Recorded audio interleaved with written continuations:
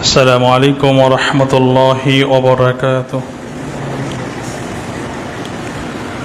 الحمد لله نحمده ونستعينه ونستغفره ونعوذ بالله من شرور أنفسنا ومن سيئات أعمالنا. من يهده الله فلا مضل له ومن يضلله فلا هادي له. وأشهد أن لا إله إلا الله وحده لا شريك له. وأشهد أن محمدًا عبده ورسوله. أما بعد فإن خير الحديث كتاب الله وخير الهدي هدي محمد صلى الله عليه وسلم.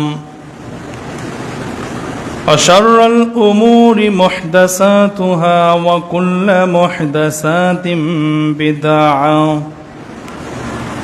وكل بدعة ضلالة وكل ضلالة في النار. أعوذ بالله من الشيطان الرجيم. بسم الله الرحمن الرحيم. إن الله يأمر بالعدل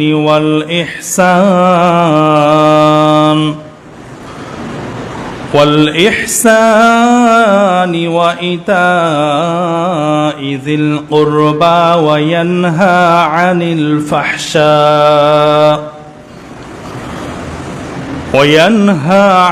الفحشاء والمنكر والبغي يعظكم لعلكم تذكرون.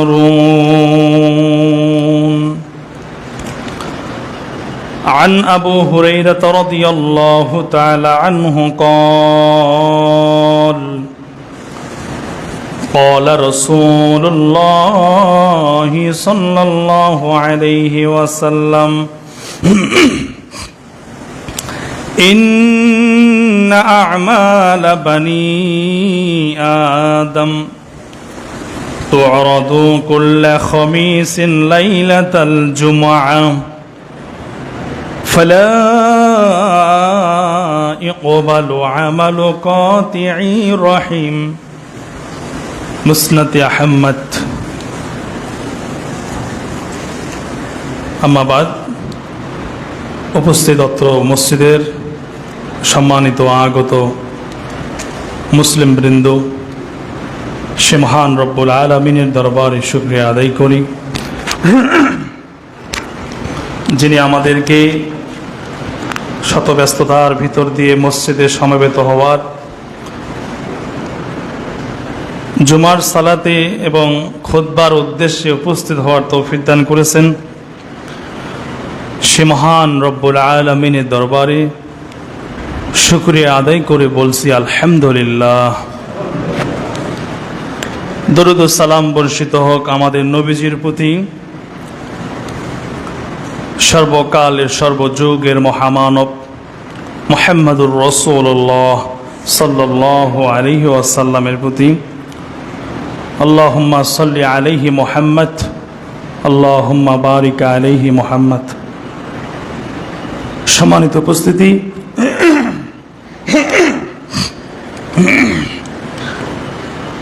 আজকে এই পবিত্র দিনে, পবিত্র সময়ে আপনাদের সামনে কোরআন সুন্নাহ থেকে আলোচনা। আজকে আপনাদের সামনে যে আয়াতটি নিয়ে কথা বলবো, সূরা নাহলের 90 নম্বর আয়াত থেকে আপনাদের সামনে খুতবা প্রদান করার চেষ্টা করব। আমার তৌফিক ইল্লা বিল্লাহ, আলাইহি তাওয়াক্কালতু ওয়া ইলাইহি উনীব। এই আয়াতে আল্লাহ সুবহানাহু ওয়া তাআলা আমাদেরকে কয়েকটি আদেশ করেছেন আর কয়েকটি বিষয় থেকে আমাদেরকে নিষেধ করেছেন।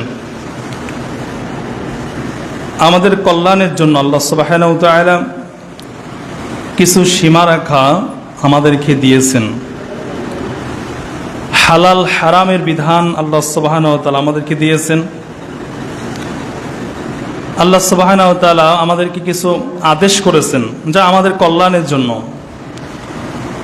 আল্লাহ সুবহানাহু ওয়া তাআলা আমাদের কখনো নিষেধ করেছেন, নিষেধও হচ্ছে আমাদের কল্যাণের এবং রহমতের জন্য। আদেশ যেটা করে থাকেন আল্লাহ সুবহানাহু ওয়া তাআলা, এটা আমাদের ভালোর জন্যই করে থাকেন। আবার যখন তিনি নিষেধ করেন, এটা আমাদের কল্যাণের জন্য, আমাদের ভালোর জন্য আল্লাহ সুবহানাহু ওয়া তাআলা নিষেধ করে থাকেন।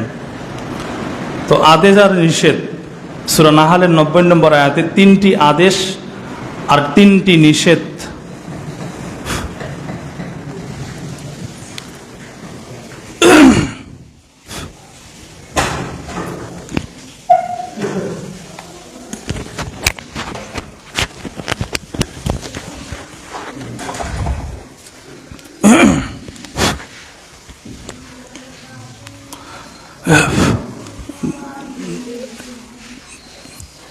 বক্সের লাইনের সাউন্ড একটু বাড়াই দেন।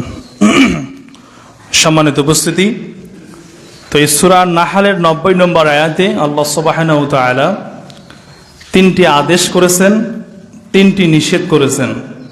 এই আদেশ 3টি আমাদের জন্য, আমাদের পরিবারের জন্য, আমাদের সমাজের জন্য, রাষ্ট্রের জন্য, দেশের জন্য উপকার। আবার যে 3টি নিষেধ করেছেন এই আয়াতের মধ্যে, এটা আমাদের কল্যাণের জন্য, পরিবারের কল্যাণ, প্রতিবেশীর কল্যাণ, সমাজের কল্যাণ, রাষ্ট্রের কল্যাণ। চলুন আল্লাহ সুবহানাহু ওয়া তাআলা এই আয়াতে কারিমায় আমাদের কি জানালেন। আল্লাহ রাব্বুল আলামিন বলেন, ইন্নাল্লাহা ইয়া'মুরু বিল আদলি ওয়াল ইহসান ওয়া ইতা'i যিল কুরবা ওয়া ইয়ানহা আনিল ফাহশাই ওয়াল মুনকারি ওয়াল বাগি। আল্লাহ রাব্বুল আলামিন সূরা নাহালের 90 নম্বর আয়াতে আল্লাহ রাব্বুল আলামিন 3টি আদেশ আর 3টি নিষেধ তিনি করলেন। 1 নম্বর আদেশ আল্লাহ সুবহানাহু ওয়া তাআলা মানুষকে করলেন, ইন্নাল্লাহা ইয়া'মুরু বিল আদল। 1 নম্বর আল্লাহ রাব্বুল আলামিন ন্যায়পরায়ণতা, দায়িত্বশীলতা, ন্যায়পরায়ণ আল্লাহ রাব্বুল আলামিন মানুষের মধ্যে রাখতে বললেন। তোমরা প্রত্যেকেই ন্যায়পরায়ণ হও, দায়িত্বশীল হও। আল্লাহ রাব্বুল আলামিন ন্যায়পরায়ণ হতে বললেন। 2 নম্বর আল্লাহ রাব্বুল আলামিন আদেশ দিলেন, ওয়াল ইহসান, তোমরা ইহসান করো, সৎ আচরণ করো, ভালো আচরণ করো, উত্তম চরিত্রবান হও। আল্লাহ রাব্বুল আলামিন 2 নম্বর আদেশ করলেন সৎ আচরণের। 3 নম্বর আল্লাহ রাব্বুল আলামিন সৎ আচরণ আল্লাহ রাব্বুল আলামিন 3 নম্বরে আদেশ করলেন, ওয়া ইতা'i যিল কুরবা, তোমরা নিকটবর্তী আত্মীয় স্বজনের হক আদায় করো, আত্মীয়দের হক আদায় করো, আত্মীয় স্বজনের হক এবং তাদের প্রাপ্য ফিরিয়ে দাও। এই 3টি আদেশ আল্লাহ সুবহানাহু ওয়া তাআলা সূরা নাহালের 90 নম্বর আয়াতে করলেন। আর 3টি নিষেধ করলেন। আল্লাহ রাব্বুল আলামিন বললেন, ওয়া ইয়ানহা আনিল ফাহশা, তোমরা অশালীন কাজ থেকে দূরে থাকো। অশ্লীল ফাহিশা, নির্লজ্জ বেহায়াপনা কাজ থেকে তোমরা দূরে থাকো। এটা আল্লাহ রাব্বুল আলামিনের নিষেধ। 3 নম্বর আল্লাহ রাব্বুল আলামিন 3 নম্বরে এবং 4 নম্বরে আল্লাহ রাব্বুল আলামিন নিষেধ করলেন অশ্লীল কর্ম থেকে। 5 নম্বর আল্লাহ রাব্বুল আলামিন বললেন অল মুনকারি ওয়াল বাগি, আল্লাহ রাব্বুল আলামিন বললেন মুনকার, মন্দ কাজ থেকে তোমরা দূরে থাকো। ওয়াল বাগি, তোমরা সীমা লঙ্ঘন করো না। আল্লাহ রাব্বুল আলামিন প্রত্যেক মানুষকে 3টি নিষেধ করলেন। 1 নম্বর, তোমরা অশ্লীল কাজ করো না। লিল্লজ্জ কাজে লিপ্ত হয়ো না। 2 নম্বর আল্লাহ সুবহানাহু ওয়া তাআলা নিষেধ করলেন তোমরা কি করবে, অল মুনকার, মন্দ কাজে তোমরা লিপ্ত হয়ো না, অল বাগি, তোমরা সীমা লঙ্ঘন করো না। ইয়াইযুকুম লাআল্লাকুম তাযাক্কারুন, আল্লাহ রাব্বুল আলামিন তিনি সকল মানুষকে উপদেশ দিলেন লাআল্লাকুম তাযাক্কারুন, যাতে করে মানুষ আল্লাহর উপদেশ গ্রহণ করে সেখান থেকে শিক্ষা নিতে পারে। আল্লাহর যেগুলো আদেশ, আল্লাহর যেগুলো নিষেধ, এগুলো মানুষের জন্য শিক্ষা। আল্লাহ সুবহানাহু ওয়া তাআলা সূরা নাহলে এই 3টি আদেশ আর 3টি নিষেধের কথা তিনি সমস্ত মানুষকে জানিয়ে দিলেন। একটা সমাজ গঠনের জন্য, একটা পরিবার গঠনের জন্য, একটা রাষ্ট্র গঠনের জন্য আল্লাহ সুবহানাহু ওয়া তাআলা তিনি আদেশ করলেন, আবার কখনো নিষেধ করলেন। এই আদেশ আর নিষেধের মধ্যে আল্লাহ সুবহানাহু ওয়া তাআলা কল্যাণ রেখেছেন, আল্লাহ সুবহানাহু ওয়া তাআলা রহমত রেখেছেন, বারাকা রেখেছেন। তাহলে এখান থেকে আমরা জানতে পারলাম 3টি আদেশ, 3টি নিষেধ। 1 নম্বর আদেশ ইন্নাল্লাহা ইয়া'মুরু বিল আদল, ন্যায়পরায়ণতা। প্রত্যেককে আল্লাহ সুবহানাহু ওয়া তাআলা ন্যায়পরায়ণতার উপদেশ দিলেন। তোমরা ন্যায়পরায়ণ হও, তোমরা দায়িত্বশীল হও, দায়িত্ববান হও, যথাযথভাবে দায়িত্ব পালন করো। প্রত্যেকেই আমরা দায়িত্বশীল। আল্লাহ সুবহানাহু ওয়া তাআলা প্রত্যেককেই দায়িত্বের, ন্যায়পরায়ণতা, দায়িত্বশীলতার আল্লাহ সুবহানাহু ওয়া তাআলা পরিপূর্ণভাবে আদায় করতে বলেছেন। ন্যায়পরায়ণ যে মানুষগুলো হয় আল্লাহ সুবহানাহু ওয়া তাআলা এদের জন্য অফুরন্ত যাজা রেখেছেন, আল্লাহ সুবহানাহু ওয়া তাআলা কল্যাণ রেখেছেন। মূলত দায়িত্বশীল আপনি দায়িত্ববান, আপনি দেশের ক্ষমতা পেয়েছেন, ইউনিয়নের ক্ষমতা পেয়েছেন, ওয়ার্ডের ক্ষমতা পেয়েছেন, মসজিদের দায়িত্বশীল হয়েছেন। মূলত এগুলো আল্লাহ সুবহানাহু ওয়া তাআলা আপনাকে দান করেছেন। সুবহানাল্লাহ। আল্লাহ রাব্বুল আলামিন সূরা আলে ইমরানের 26 নম্বর আয়াতে বলেন কুলিল্লাহুম্মা মালিকাল মুলকি তুতিল মুলকা মান তাশা ওয়া তানজিউল মুলকা মিম্মান তাশা ওয়া তুইজ্জু মান তাশা ওয়া তুযিল্লু মান তাশা। আল্লাহ সুবহানাহু ওয়া তাআলা বলতে চাচ্ছেন যে কুলিল্লাহুম্মা মালিকাল মুলকি, আল্লাহ সুবহানাহু ওয়া তাআলা বলেন হে সার্বভৌমত্বের, সার্ব জগতের মালিক আল্লাহ সুবহানাহু ওয়া তাআলা যাকে ইচ্ছা করেন তিনি জমিনের কর্তৃত্ব, জমিনের দায়িত্বশীল আল্লাহ সুবহানাহু ওয়া তাআলা দান করেন। আল্লাহ রাব্বুল আলামিন যাকে ইচ্ছা করেন তাকে সম্মান দান করেন, আল্লাহ সুবহানাহু ওয়া তাআলা যাকে ইচ্ছা করেন তাকে অসম্মান করেন। আল্লাহ সুবহানাহু ওয়া তাআলা যাকে পছন্দ করেন তাকে সম্মান দান করেন, ক্ষমতা দান করেন। আল্লাহ সুবহানাহু ওয়া তাআলা যাকে ইচ্ছা করেন তাকে আবার ক্ষমতা কেড়ে নেয়, সম্মান দান করে আবার সম্মান কেড়ে নেয়। বিয়াদিকাল খৈর, এটা আল্লাহ সুবহানাহু ওয়া তাআলার হাতে, এটা আল্লাহ রাব্বুল আলামিনের ক্ষমতা। পৃথিবীর কোনো মানুষের ক্ষমতা নাই মানুষকে ক্ষমতা দান করা, মানুষকে সম্মান দেওয়া। আল্লাহ যাকে চান সেই মূলত সম্মানিত হয়, সেই মূলত অপমানিত হয়। তো সম্মান আর অসম্মান, ক্ষমতা এগুলো কার পক্ষ থেকে আসে? আল্লাহ সুবহানাহু ওয়া তাআলার পক্ষ থেকে আসে। একজন ন্যায়পরায়ণ দায়িত্বশীল, ধরেন যে দেশের দায়িত্বশীল, একটা দেশের দায়িত্বশীলের কাজ কি হবে?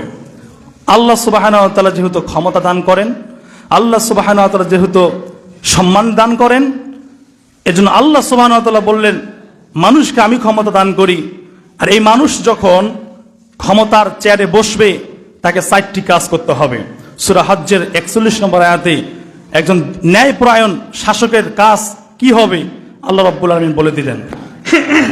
1 নম্বর আল্লাহ রাব্বুল আলামিন বলেন আল্লাযীনা ইম্মাক্কান্নাহুম ফিল আরদি আকামাস সালাহ।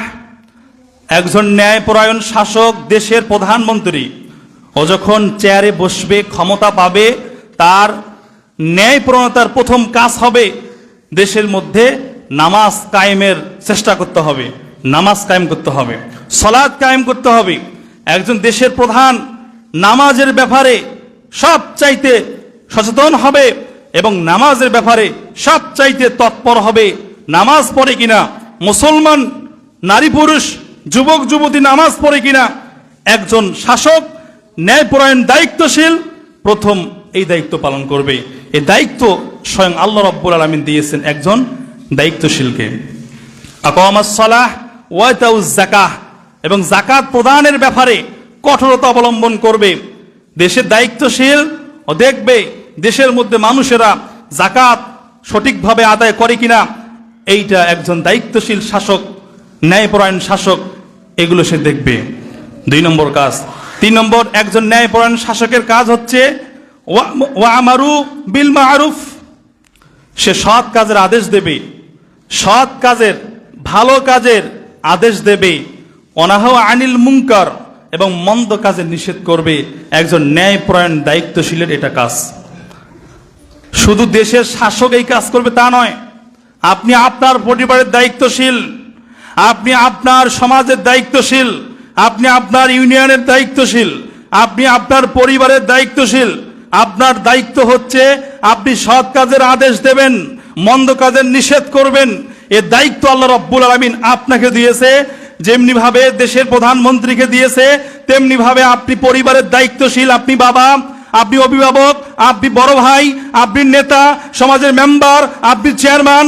আপনার দায়িত্ব হচ্ছে আপনি সৎ কাজের আদেশ দেবেন, মন্দ কাজের নিষেধ করবেন।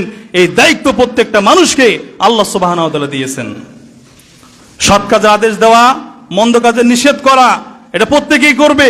মহিলারা তাদের পরিবারের দায়িত্ব পালন করবে, পুরুষ তার পরিবারের দায়িত্ব পালন করবে। একজন দেশের দায়িত্বশীল যে যেখানে কর্মরত, প্রত্যেকেই স্ব স্থান থেকে ও তার দায়িত্ব পালন করবে। আল্লাহ সুবহানাহু ওয়া তাআলা একথা সূরা হজ্জের 41 নম্বর আয়াতে জানিয়ে দিয়েছেন। আপনি মনে করছেন এইগুলো, এই ন্যায় অন্যায়, জুয়াবাজি, মদ পান করা, সমাজে অনাচার, এগুলো দায়িত্ব মনে হয় শুধুমাত্র ইমাম সাহেবের, শুধুমাত্র মেম্বারের, চেয়ারম্যানের, এমপি, মন্ত্রী, প্রধানমন্ত্রী? না, এই দায়িত্ব সকল মানুষের। আল্লাহ সুবহানাহু ওয়া তাআলা, রাসূল বলেন, আলা কুল্লুকুম রাইন ওয়া কুল্লুকুম মাসউলুন আন রাইয়াতিহি, তোমরা প্রত্যেকেই দায়িত্বশীল, তোমরা প্রত্যেকেই দায়িত্বশীল। আর এই দায়িত্ব সম্পর্কে কিয়ামতের মাঠে তোমাদেরকে জিজ্ঞাসা করা হবে। বলছে মুহাম্মদ সাল্লাল্লাহু আলাইহি ওয়াসাল্লাম, আপনি দায়িত্বশীল, আপনি আপনার পরিবারের দায়িত্বশীল, আপনি আপনার স্ত্রীর দায়িত্বশীল, আপনি আপনার ছেলে মেয়ের দায়িত্বশীল, আপনি আপনার সমাজের দায়িত্বশীল। যে যেখানে আসি সেখান থেকে দায়িত্ব পালন করতে হবে। এই দায়িত্ব দিয়েছে মুহাম্মদুর রাসূলুল্লাহ সাল্লাল্লাহু আলাইহি ওয়াসাল্লাম। তাই আসুন, আল্লাহ রাব্বুল আলামিন সূরা নাহলের 90 নম্বর আয়াতে বলছে, ইন্নাল্লাহা ইয়া'মুরু বিল আদল, আমি তোমাদেরকে আদেশ করলাম, আল্লাহ বলছে আমি তোমাদেরকে আদেশ করলাম ন্যায়পরায়ণতা, দায়িত্বশীলতা তোমাদেরকে হতে হবে, দায়িত্ববান হতে হবে, ন্যায়পরায়ণ হতে হবে। এই আদেশ তোমাদেরকে আমি করলাম। এই আদেশটা কে করেছেন? আল্লাহ সুবহানাহু ওয়া তাআলা। প্রত্যেকে একটু মনোযোগ সহকারে খুতবা শ্রবণ করার চেষ্টা করবেন ইনশাআল্লাহ। 2 নম্বর, আল্লাহ সুবহানাহু ওয়া তাআলা তিনি আদেশ করলেন যে ইন্নাল্লাহা ইয়া'মুরু বিল আদলি ওয়াল ইহসান। আল্লাহ সুবহানাহু ওয়া তাআলা সকল মানুষকে ইহসানের তিনি আদেশ করলেন। ইহসান, সৎ আচরণ, ভালো আচরণ। আল্লাহ রাব্বুল আলামিন প্রত্যেক মানুষকে ইহসানের আদেশ দিয়েছে। তোমরা একে অপরের সাথে সৎ আচরণ করো, ভালো আচরণ করো। এমন আচরণ করো না যে আচরণে মানুষ কষ্ট পায়, দুঃখ পায়। আল্লাহ সুবহানাহু ওয়া তাআলা ইহসানের আদেশ করলেন। আল্লাহ রাব্বুল আলামিন সূরা আল বাকারার 195 নম্বর আয়াতে তিনি জানিয়ে দিলেন, ওয়ানফিকু ফি সাবিলিল্লাহ, তোমরা আল্লাহর রাস্তায় দান করো। কার রাস্তায় দান করতে হবে? আল্লাহর রাস্তায় দান করতে হবে। যে রাস্তায় আপনি দান করবেন, জীবন কুরবানি করবেন, রক্ত দেবেন, এই রক্ত দেওয়া, দান করা, জান দেওয়া আর মাল দেওয়া, এই রাস্তা হতে হবে আল্লাহ সুবহানাহু ওয়া তাআলা। ওয়ানফিকু ফি সাবিলিল্লাহ, আল্লাহর রাস্তায় হতে হবে। আল্লাহ বললেন ওয়ানফিকু ফি সাবিলিল্লাহ, তোমরা আল্লাহর রাস্তায় দান করো। ওয়ালা তুলকু বিআইদিকুম ইলা তাহলুকা, আর নিজ হাতে নিজেকেই তোমরা ধ্বংস করো না, নিজ হাতেই নিজেকেই ধ্বংস করো না, নিজ হাতে নিজেকেই ধ্বংস করো না। ইমাম সাহেব, কথা তো বুঝতে পারলাম না, আমি আপনাকে স্ট্রেট বলতে চাই, নিজ হাতে নিজেকে ধ্বংস করা মানে এই যে যারা নেশাদার দ্রব্য সেবন করে, নেশাদার দ্রব্য সেবনের মাধ্যমে নিজ হাতেই নিজেকেই অসুস্থ করে, মৃত্যুর মুখে সে নিজেকে ঢেলে দেয়। এই যে নিজ হাতে নিজেকে ধ্বংসের দিকে ঠেলে দেওয়া আল্লাহ সুবহানাহু ওয়া তাআলা নিষেধ করলেন। ওয়ালা তুলকু বিআইদিকুম ইলা তাহলুকা ওয়াহসিনু, আর তোমরা একে অপরের সাথে সৎ আচরণ করো, ইহসান করো। আল্লাহ সুবহানাহু ওয়া তাআলা ইহসানের কথা বললেন, একে অপরের সাথে ভালো ব্যবহার করো, ভালো আচরণ করো, খোঁজ খবর নাও, সুখে দুঃখে পাশে থাকো। ওয়াহসিনু, তোমরা ইহসান করো। ইন্নাল্লাহা ইউহিব্বুল মুহসিনিন, মুহসিনিন যারা নাকি মানুষের সাথে ভালো ব্যবহার করে, ইহসান করে, আল্লাহ সুবহানাহু ওয়া তাআলা তাদেরকে ভালোবাসেন। আপনারা কি আমার কথা বোঝেন? আপনি ইহসান করবেন, সৎ আচরণ করবেন, ভালোবাসবে কে? কে ভালোবাসবে? আল্লাহ সুবহানাহু ওয়া তাআলা আপনাকে ভালোবাসবেন। আপনি তো আল্লাহর ভালোবাসা চান, নবী রাসূলের ভালোবাসা চান। তো আপনি তো বলেন আমি আল্লাহর ভালোবাসা চাই, আল্লাহর রহম চাই, আল্লাহর করুণা চাই।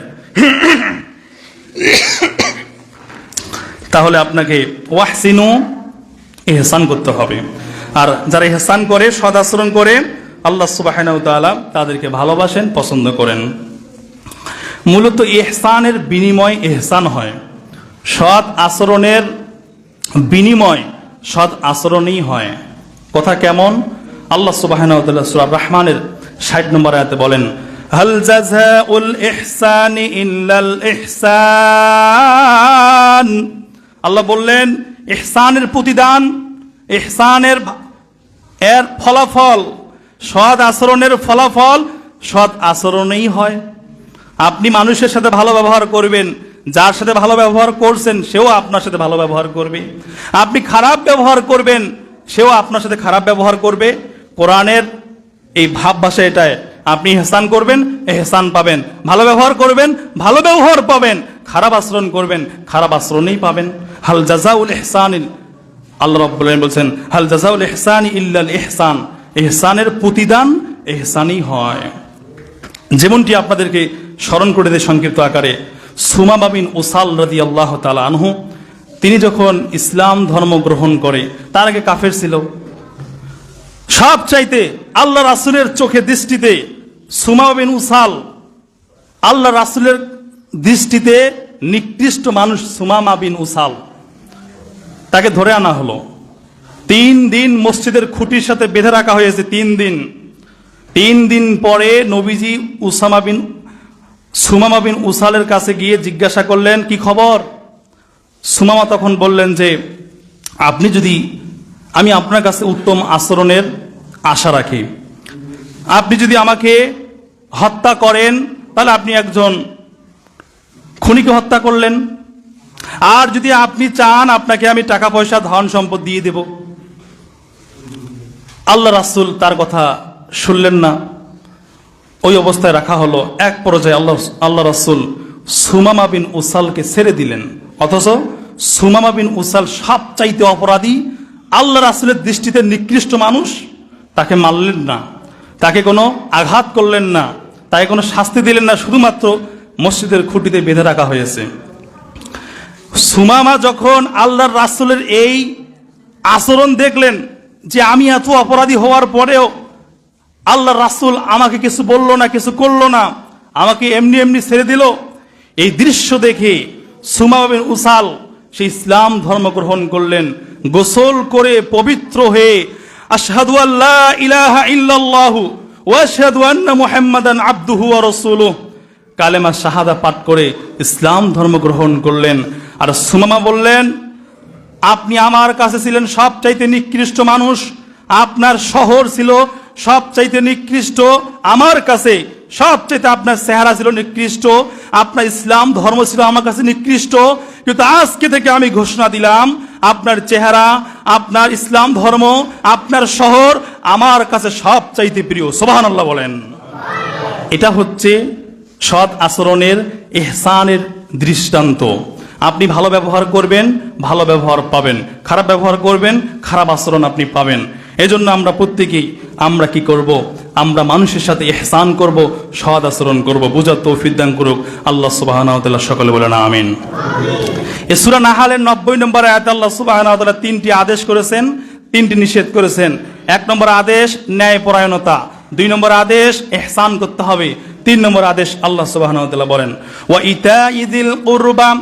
আল্লাহ রাব্বুল আলামিন বলেন, তোমরা নিকটতম আত্মীয়র হক আদায় করো, তোমরা আত্মীয় স্বজনের হক আদায় করো। আত্মীয় স্বজনের তোমরা প্রাপ্য বুঝিয়ে দাও। আল্লাহ রাব্বুল আলামিন বললেন ওয়াতিজিল কুরবা হাক্কাহু, আত্মীয় স্বজনের প্রাপ্য তোমরা বুঝে দাও। যারা আত্মীয় স্বজনের হক আদায় করে না, আত্মীয় স্বজনের হক যারা মেরে খায়, যারা প্রাপ্য ফিরে দেয় না, আল্লাহ রাব্বুল আলামিন তাদের জন্য শাস্তি রেখেছেন। কেমন শাস্তি? আল্লাহ রাব্বুল আলামিন সূরা মুহাম্মাদের 23 নম্বর আয়াতে বলেন উলাইকাল্লাযীনা লা'নাহুমুল্লাহ, যারা আত্মীয় স্বজনের হক আদায় করে না, আল্লাহ রাব্বুল আলামিন তাদের উপর লানত করেন। ফাআসাম্মাহুম, আল্লাহ রাব্বুল আলামিন তাদেরকে অন্ধ করে দেন, তাদেরকে বোবা করে দেন, তারা দেখতেও পারবে না, শুনতেও পাবে না।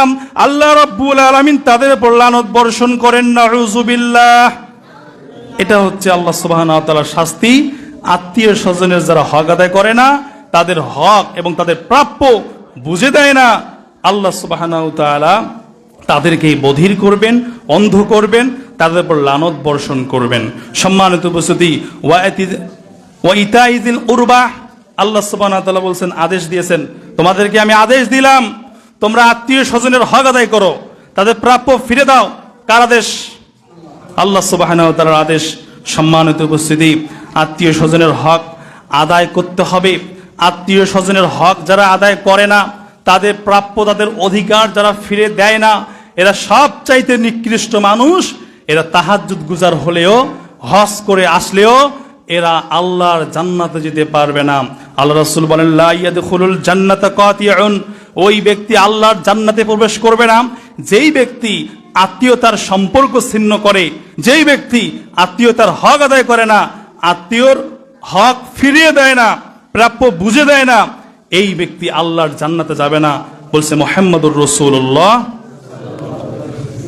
আপনারা কি ঘুমাচ্ছেন নাকি? বলেন তো মুহাম্মাদুর রাসূলুল্লাহ। তাহলে তার কি হবে? ওই ব্যক্তির যে বড় ভাই ছোট ভাইয়ের জমি খায়, ছোট ভাই বড় ভাইয়ের জমি আত্মসাৎ করে, ভাই তার বোনের জমি আত্মসাৎ করে, প্রতিবেশীর দুই ভাই আর এক ভাইয়ের জমি আত্মসাৎ করে, টাকা পয়সা আত্মসাৎ করে, তাদের কি হবে? আল্লাহ সুবহানাহু ওয়া তাআলা এই মানুষগুলোর কথা বলছে লা ইয়াদখুলুল জান্নাতা কাতিউন, এই ব্যক্তি আল্লাহর জান্নাতে যাবে না যেই ব্যক্তি আত্মীয়তার হক আদায় করে না, আত্মীয়তার সম্পর্ক ছিন্নকারী, এই ব্যক্তি আল্লাহর জান্নাতে যাবে না, বলছে মুহাম্মদুর রাসূলুল্লাহ সাল্লাল্লাহু আলাইহি ওয়াসাল্লাম।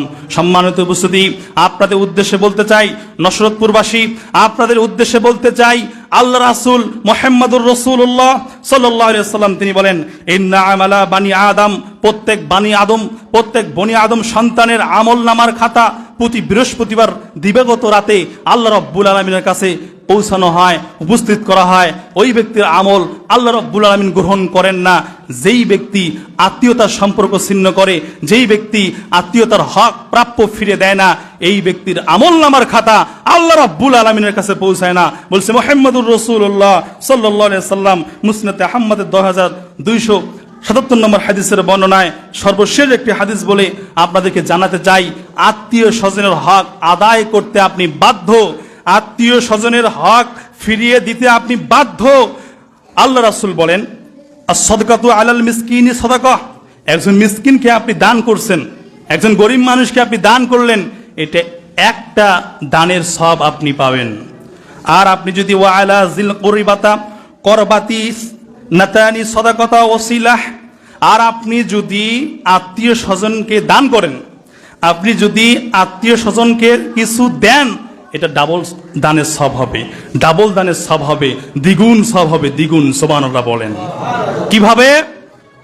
আপনি দান করেছেন, এটার একটা সওয়াব, আপনি তার প্রাপ্য ফিরিয়ে দিয়েছেন, এটার একটা সওয়াব। আর 2 নম্বর হচ্ছে আত্মীয়তার সম্পর্ক বজায় রাখার আর একটা সওয়াব। সুবহানাল্লাহ বলেন।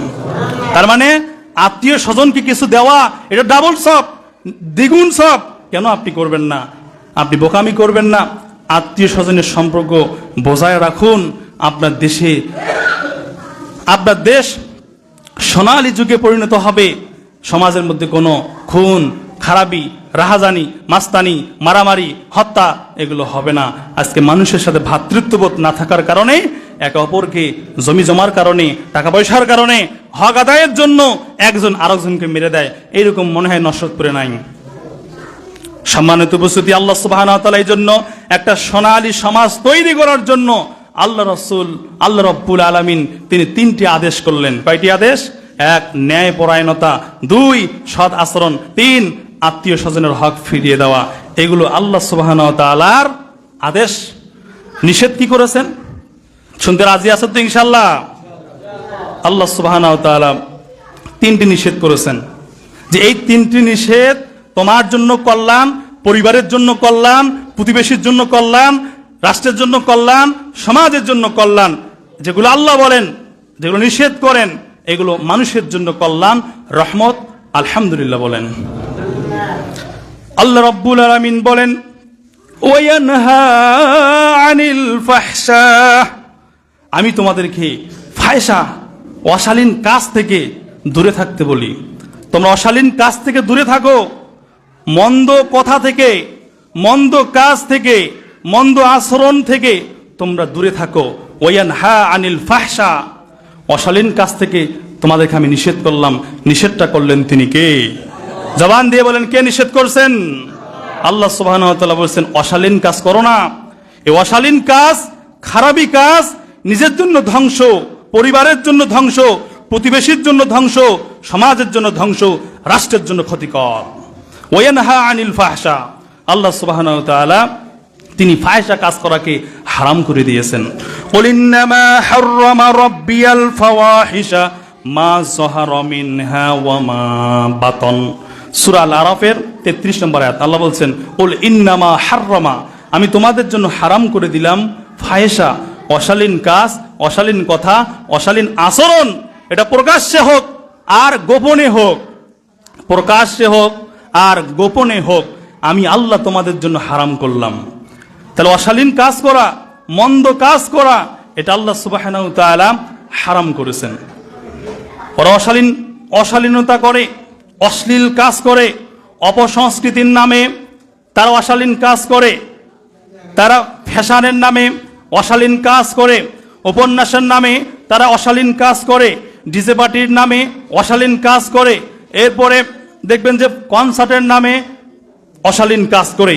আজকে সমাজের মধ্যে বিভিন্নভাবে অশালীন কাজগুলো চলমান, প্রচলন আজকে সমাজের মধ্যে রহরহ। ঈদ, এই যে একটা ঈদ, আমাদের পবিত্র ঈদ, যেটা আল্লাহ সুবহানাহু ওয়া তাআলা দেওয়া দান, মুসলমান জাতির জন্য এটা হাদিয়া, উপহার। মুসলমান জাতি ঈদকে কেন্দ্র করে আনন্দ করবে, খানাপিনার আয়োজন করবে, কিন্তু মুসলিম জাতি কত নেমক হারাম, কত অথর্ব, কত অদজ্ঞ, তারা আজকে ঈদকে কেন্দ্র করে ডিজে পার্টির আয়োজন করছে, কনসার্টের আয়োজন করে, অপসংস্কৃতি, সাংস্কৃতিক তার অনুষ্ঠান করে। এইভাবে প্রাপ্ত বয়স্ক একজন যুবক যুবতীর হাত ধরে, যুবতী যুবকের হাত ধরে, এই যে সমাজের মধ্যে আজকে এগুলো অশালীন কাজগুলো চলমান। রূপালীর জগৎ বলা হচ্ছে, রূপালীর জগৎ। এই রূপালীর জগতের নাম দিয়ে মূলত এটা হলো একটা দেহ প্রদর্শনের একটা বিষয়। রূপালীর জগতে মেয়েদেরকে আজকে দেহ প্রদর্শন করানো হচ্ছে। যে নাকি যত পোশাক খুলতে পারে সে তত বেশি সাহসী, সে তত বেশি দামি, সে তত বেশি সেলিব্রিটি। নাউজুবিল্লাহ বলেন। মেয়েরা পোশাক খুললে নাকি সে নাকি সেলিব্রিটি হয়ে যায়। কি আইয়ামে জাহিলিয়াতের যুগে আমরা বসবাস করি। পোশাক যত শর্ট তত নাকি সে সেলিব্রিটি। মোবাইল ফোনে আপনি ফেসবুক, ইউটিউবে দেখবেন তার তত ভিউয়ার্স বেশি, ফলোয়ার বেশি। যে যত অশালীন কাজের মধ্যে লিপ্ত সে তার তত দেখবেন যে ফলোয়ার বেশি। তা আজকে সমাজের মধ্যে যে যত অশালীন হতে পারে, যে যত উলঙ্গ হতে পারে, উলঙ্গিনী হতে পারে, সে তত নাকি সাহসী, আর তার তত সমাজের মধ্যে সেলিব্রিটি। নাউজুবিল্লাহ বলেন।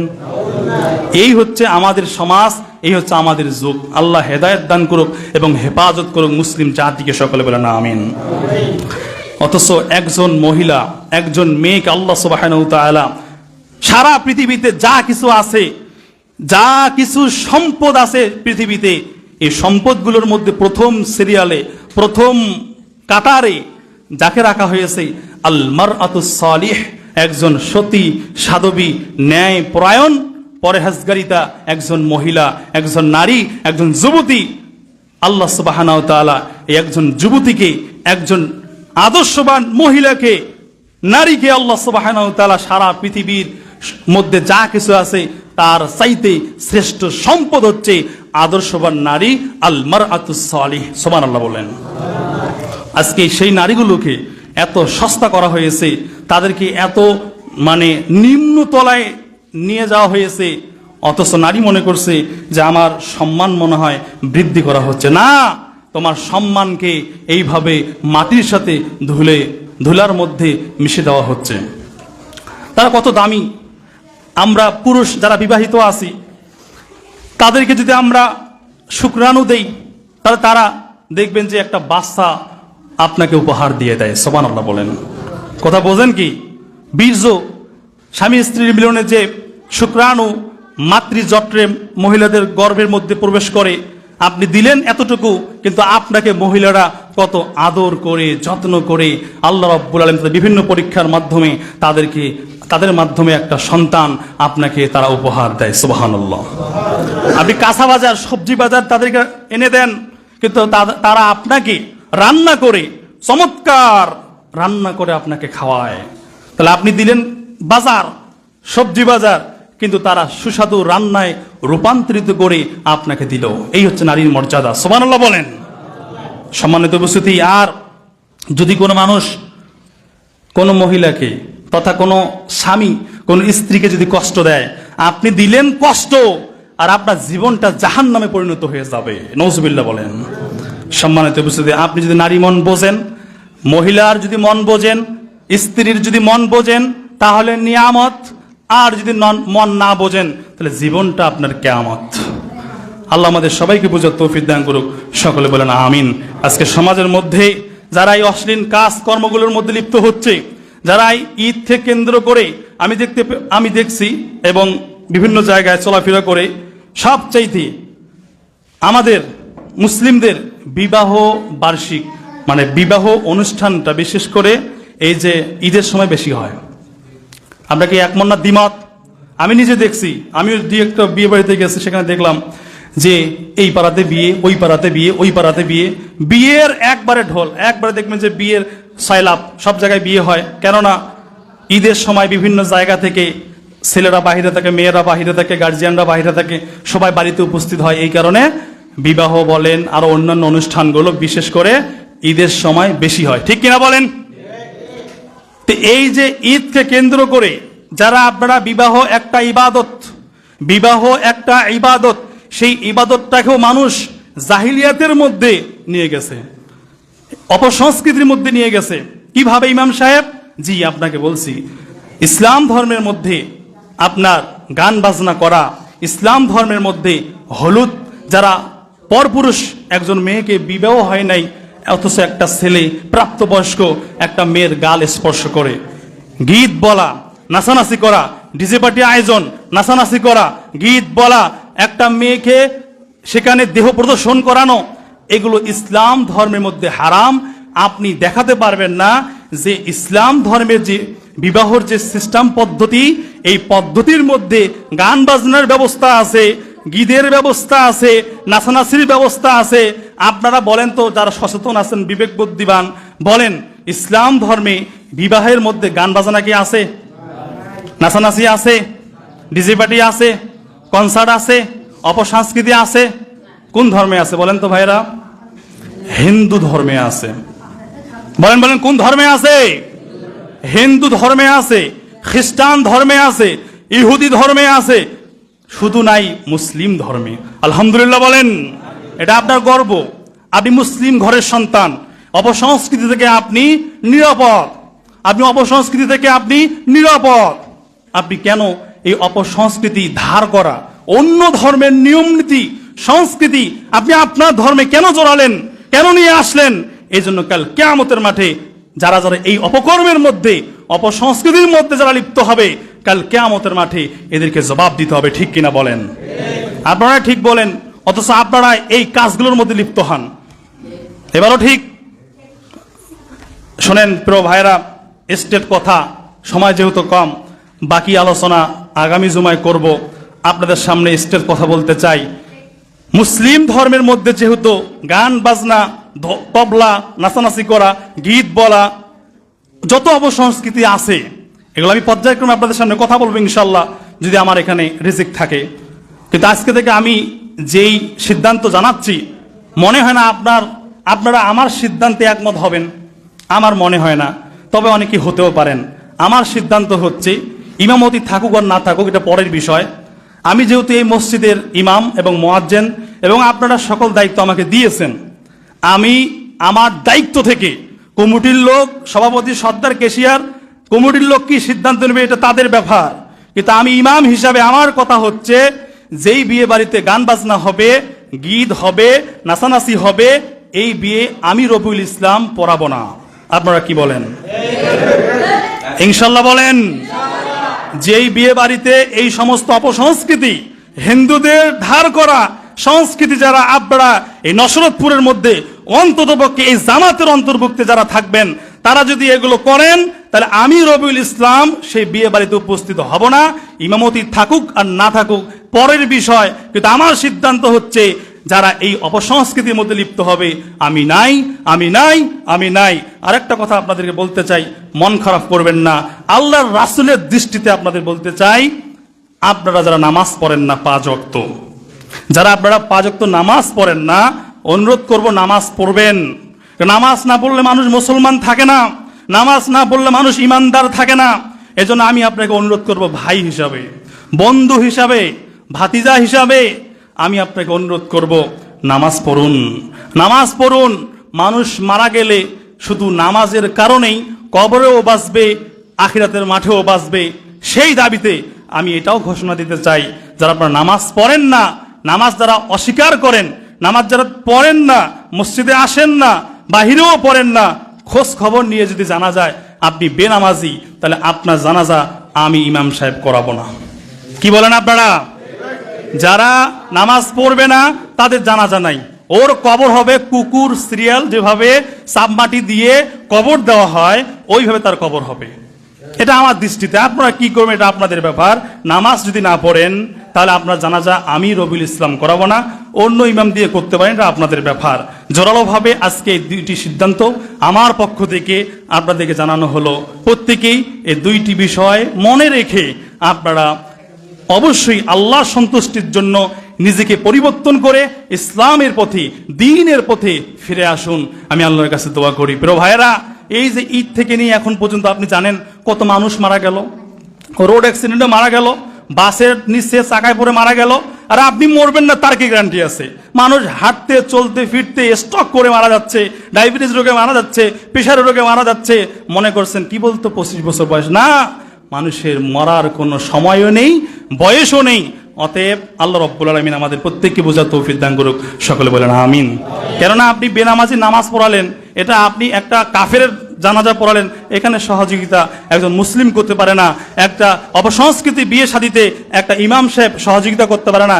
অপসংস্কৃতির যেই বিবাহের মধ্যে থাকবে ওখানে যাওয়া, ওখানে টাকা দিয়ে সহযোগিতা করা, সমর্থন করা, এটা ইসলাম ধর্মে হারাম, হারাম, কুল্লু হারাম। আল্লাহ আমাদের সবাইকে বুঝার তৌফিক দান করুক। সকলে বলেন আমিন।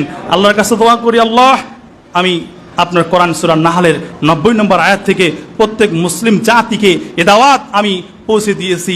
আল্লাহ আপনি সাক্ষী রাখেন, আপনি সাক্ষী থাকেন, আমি আপনার উদ্দেশ্যে, আপনার সন্তুষ্টির জন্য আজকে সূরা নাহলের 90 নম্বর আয়াত থেকে যতটুকু আলোচনা করেছি, আল্লাহ আপনি আমাদের সবাইকে বুঝার তৌফিক দান করে দিন। সকলে বলেন আমিন।